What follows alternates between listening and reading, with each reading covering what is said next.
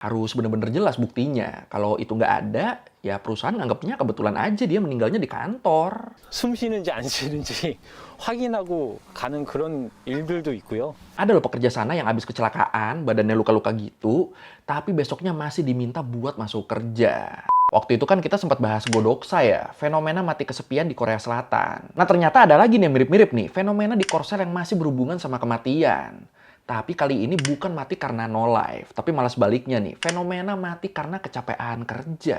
Ya apa-apa yang berlebihan kan emang nggak baik ya, termasuk di sini ya kerja berlebihan. Tapi kenapa fenomena ini tuh bisa terus-terusan terjadi di Korea Selatan ya? Bahkan bisa dibilang ini tuh jadi isu yang serius juga loh di sana loh. Yaudah kalau gitu, langsung aja kita bahas Gwarosa, budaya kerja keras sampai tewas di Korea Selatan.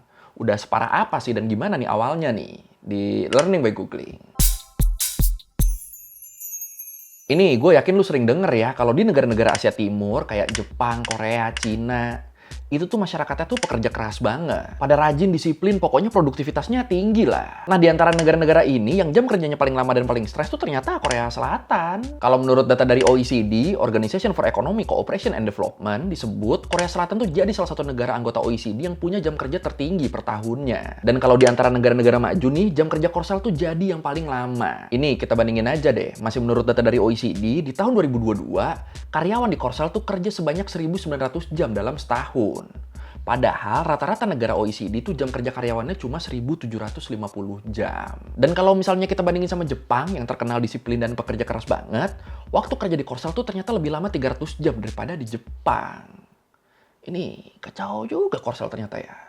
Kalau menurut ABC News, di Korea tuh kan dalam seminggu ada 6 hari kerja. Dan buat kerjaan tertentu, dalam sehari tuh kerjanya bisa nyampe 12 bahkan 16 jam.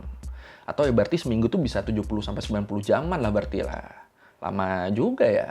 Nah, karena jam kerja yang lama ini, jadinya banyak tuh pekerja yang kolaps, yang sakit bahkan sampai meninggal karena kecapean. Dan sama masyarakat Korea, fenomena ini tuh disebutnya Gwarosa, yang artinya kematian karena terlalu banyak kerja. South Korea has been engulfed by a storm over working hours, and the world's paying attention to a Korean culture of death by overwork, and what looks like a battle between business interests and those who've been fighting to achieve work-life balance. Dan sebenarnya ini di Jepang juga ada ya. Kalau di Jepang tuh disebutnya Kwaroshi.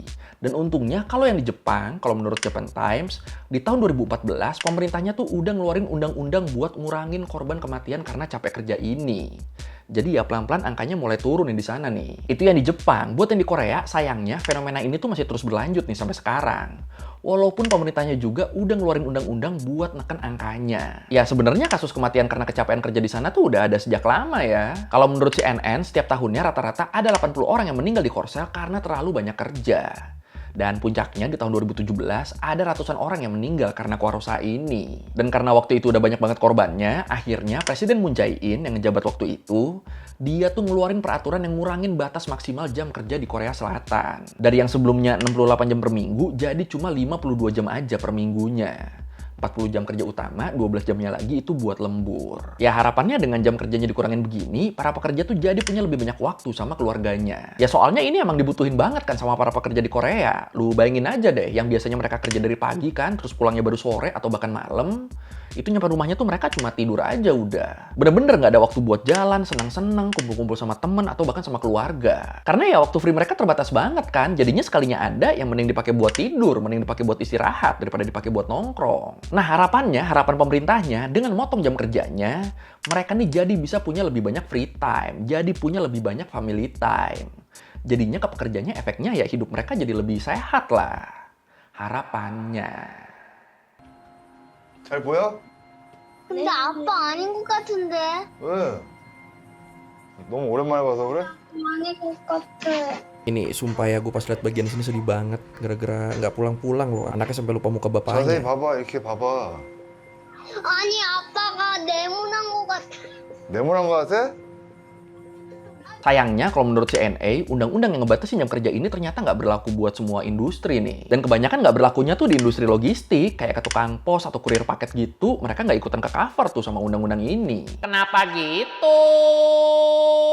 Soalnya ya ambil contoh misalnya kurir paket deh. Kalau kurir begini kan mereka dibayarnya per paket yang dikirim ya, bukan per jam kayak kerja kantoran gitu. Jadi mau mereka kerja sampai sore kek, sampai malam kek, sampai pagi kek, pokoknya yang penting target paketnya tuh udah dikirim semua. Dan karena makin kesini orang-orang makin sering belanja di e-commerce kan, makin sering belanja online, jadinya ya paket yang harus mereka kirim tuh jadi lebih banyak juga. Dalam sehari aja sekarang buat per kurirnya tuh bisa ada 400 sampai 600 paket yang harus dikirim. Dan buat setiap paketnya mereka tuh cuma dibayar 800 won. Ini berarti sekitar berapa tuh? 9 ribuan ya? Anjir, murah banget dibayar anjir. Udah gitu selain nganterin paket, para kurir ini mereka nih juga harus nyortir sendiri paket-paket yang ada sesuai alamatnya. Dan buat nyortirnya aja nih, ini nih bisa ngabisin 3-4 jam per harinya tanpa dibayar sepeser pun. Jadi mereka nih kayak apa ya? Kayak ngerjain 2 kerjaan sekaligus, double job gitu, tapi nggak ada tambahan upahnya. Dan kalau mereka ngikutin jam kerja baru kayak yang ada di undang-undang, ya nggak akan kekejar itu waktunya, bisa nggak kelar terus kerjaan mereka. Jadi kepikiran gue sama kerjaan kurir. Aduh, kasihan banget ya. Aku cinta kurir lah, pokoknya kurir terbaik. Semangat kerjanya buat para kurir. Semangat, semangat, semangat. After about 3 hours packing the parcels, finally heads off to start making deliveries.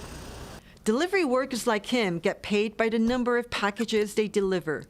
The hours he spent on sorting parcels are what he calls free labor. Apalagi terus menurut ABC News, kalau paket yang mereka anterin tuh bentuknya makanan fresh, yang kalau ngirimnya telat nih lewat batas waktu, itu kurirnya bakal didenda. Itu dendanya mereka harus bayar ke perusahaan seharga makanan yang telat dikirim sama mereka. Misalnya lu nganterin daging seharga 100 ribu misalnya, terus lu nganterinnya telat.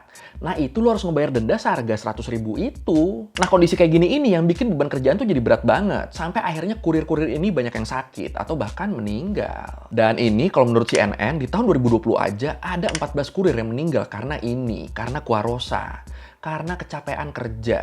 Umumnya kurir yang meninggal karena kuarosa ini tuh dipuji sama stroke dan serangan jantung. Selain itu ada juga yang meninggalnya disebabkan karena pendarahan otak sama kecelakaan kerja karena kecapean dan nggak fokus. Dan pastinya nggak jarang juga yang ngerasa nggak kuat, putus asa, dan endingnya dia bundir.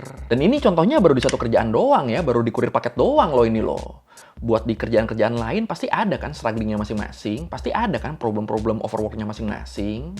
저희 와이프가 와서 이렇게 한번 조용히 이렇게 숨 쉬는지 안 쉬는지 확인하고 가는 그런 일들도 있고요.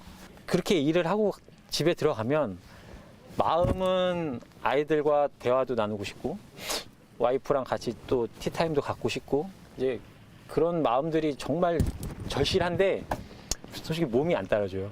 그 진짜로 이렇게 전에는 이렇게 밥 먹다가 정말 이렇게 숟가락 들고 이렇게 좋은 적도 있거든요. Dan kampretnya kalau udah gini biasanya perusahaannya tuh nggak mau ngakuin kalau pegawainya meninggal karena kuarosa. Bahkan kalau si pekerja ini meninggalnya di kantor, itu tetap harus dibuktiin dulu kalau penyebab kematiannya tuh bener-bener karena kelelahan. Bener-bener disebabkan sama kecapean karena kerjaan. Harus bener-bener jelas buktinya. Kalau itu nggak ada, ya perusahaan nganggapnya kebetulan aja dia meninggalnya di kantor. Ini kan kampret ya. Padahal nih masih menurut CNN, ada loh pekerja sana yang habis kecelakaan, badannya luka-luka gitu, tapi besoknya masih diminta buat masuk kerja. Terus akhirnya karena nggak tahan, pekerja ini ya milih bundir aja udah. Dan di catatan yang dia tinggalin, dia bilang kalau perusahaan dan kerjaan dia tuh nggak manusiawi banget. Itu alasan kenapa dia mutusin buat bundir. Nah kalau buktinya udah sejelas ini, baru tuh perusahaannya nggak bisa ngeles di situ. Baru tuh perusahaannya mampus. Dan sebenarnya pekerja sana juga nggak diem-diem aja ya ngadepin perusahaan yang semena-mena ke mereka begini. Mereka nggak nerimo-nerimo aja nih. Dalam sejarah Korea Selatan tuh ada beberapa aksi yang dilakukan sama pekerja buat mengecam perusahaan-perusahaan model gini. Ya, aksi yang paling terkenal di sana tuh mungkin yang dilakukan sama John Tae-il ya. Yang ngeprotes kondisi pekerja di Korea Selatan dengan cara ngebakar dirinya sendiri sampai tewas di tahun 1970. Dia masih umur 22 waktu ngelakuin ini. Masih muda banget ya. Berani banget gila. Ini kalau lu mau tahu lebih detail tentang John Tae-il ini, ada ya film tentang dia ya, judulnya A Single Spark. Ada yang udah pernah nonton mungkin? 아이고 사장님 들어오십니까? 야 태현아 내일 아침에 일찍 물건 나가는 거 알지? 빨리 나와. 네. Dan kalau menurut The Korea Herald, di bulan Mei 2023 ini ada juga nih aksi yang mirip-mirip aksinya John Tae-il dulu. Jadi di bulan Mei kemarin ada anggota Serikat Pekerja Korea yang ngebakar dirinya di luar kantor pengadilan sebagai bentuk protes dia. Habis ngelakuin aksinya, beliau langsung dibawa ke rumah sakit, tapi besoknya beliau meninggal karena luka bakarnya tuh parah banget ternyata. Aduh. Ya, semoga ini yang terakhir ya, yang bakar diri begini ya. Semoga nggak ada lagi. Amin, amin, amin, amin, amin, amin. Nah ini kalau kita cari awalnya, sebenarnya udah ada sejak kapan sih budaya kerja keras berlebihan kayak gini di Korea Selatan? Ternyata bisa dibilang ini tuh sisa-sisa dari zaman perang dulu loh. Kalau menurut Kim Woo-tak, pengacara tenaga kerja di Korea Selatan, dia bilang setelah Perang Dunia II dan Perang Korea, Korsel tuh usaha keras banget biar ekonomi negaranya tuh bisa bangkit. Dan akhirnya ya kayak yang kita lihat sekarang, mereka berhasil bangkit nih. Dari yang tadinya salah satu negara termiskin dunia kan, berubah tuh jadi salah satu kekuatan ekonomi dunia cuma dalam waktu beberapa dekade aja. Dan ini mereka bisa maju begini ya karena mindset orang Korea tuh kerja, terutama kerja buat negara waktu itu, biar negara jadi maju dan anak cucunya nantinya bisa hidup dengan enak. Ini visinya jelas, akhirnya motivasinya juga tinggi ya. Ya sebenarnya bagus ya ini niat awalnya ya. Terus budaya kerja kerasnya bertahan sampai sekarang, tapi ternyata malah berkembang ke arah yang tidak diinginkan mungkin, dan malah dimanfaatin sama perusahaan-perusahaan kampret, akhirnya malah nimbulin permasalahan Kwarosa ini. Dan ini terjadinya terutama di generasi baby boomer sama Gen X ya, yang sekarang tuh usianya berarti di atas 40 tahunan lah. 한국 사람도 일은 열심히 해요. 열심히 하는데 근데 이게 이제 한 명 늘어나면서 이제 재조명을 받고 아 이게 왜 이렇게 되느냐 문제를 제기하다 보니까 과로다. Dan gilanya baru-baru ini kalau menurut Newshub, Presiden Korsel yang sekarang, Yoon Sek-yeol, dia nih mau naikin lagi batasan jam kerja di sana.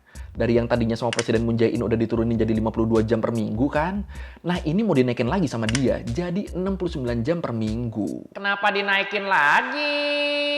Alasannya karena Korea Selatan kekurangan tenaga kerja. Jadinya pekerja yang ada harus mau kerja lebih capek, lebih lama, dan lebih banyak. Itu udah jadi resiko pegawai di sana dibilangnya. Ya mau gimana lagi, soalnya pekerjanya cuma dikit kan. Ditambah lagi, angka kesuburan di Korsel juga jadi yang paling rendah di dunia kalau menurut World Bank. Gara-gara ini generasi pekerja yang penerusnya jadi dikit banget, akhirnya mau nggak mau pekerja yang ada, beban kerjanya ya jadi harus ditambah. Gitu kalau menurut presiden yang sekarang. Tapi terus rencana ini tuh diprotes habis-habisan sama anak-anak mudanya yang ngerasa kalau kerja lama-lama gitu tuh nggak ngotak. Capek doang, sejahtera enggak, stres iya. Yang ada malah bisa mati entar. Yang ada Kwarosanya malah makin banyak entar. Dan akhirnya setelah banyak diprotes, penambahan jam kerja baru ini nggak jadi diberlakukan. Untung ya. Dan nyebelinnya di sini, Presiden Yoon terus bilang kalau jam kerja di atas 60 jam per minggu itu nggak bagus buat kesehatan. Deh, ini kan kampret ya. Tadinya dia loh yang mau naikin loh. Diprotes nggak jadi, endingnya malah bikin statement yang seolah-olah dia nih satu suara sama yang protes. Ya gimana ya, kelakuan Presiden Korea Selatan yang sekarang nih. Celah konten banget emang tindak tanduknya. Even 52 hours drew surprise from Nobel Prize winning economist Paul Krugman when he visited Seoul in 2018, as he commented, "That is not good for a balanced life." Oke, sekian review kali ini tentang Kwarosa, budaya kerja sampai mati di Korea. Ini gue masih kepikiran yang kurir tadi sih. Kurir di kita gitu juga gak sih nasibnya? Ya, semoga dikuatkan ya semua kurir ya, semua pekerja sih, kerjaan apapun. Kalau lu merevisi kira gue udah salah, atau mau nanya, atau nambahin yang ada di video, bisa lu tulis di komen, kita diskusi seperti biasa. Sekali lagi, thank you dan jangan lupa like, comment, subscribe. Bye!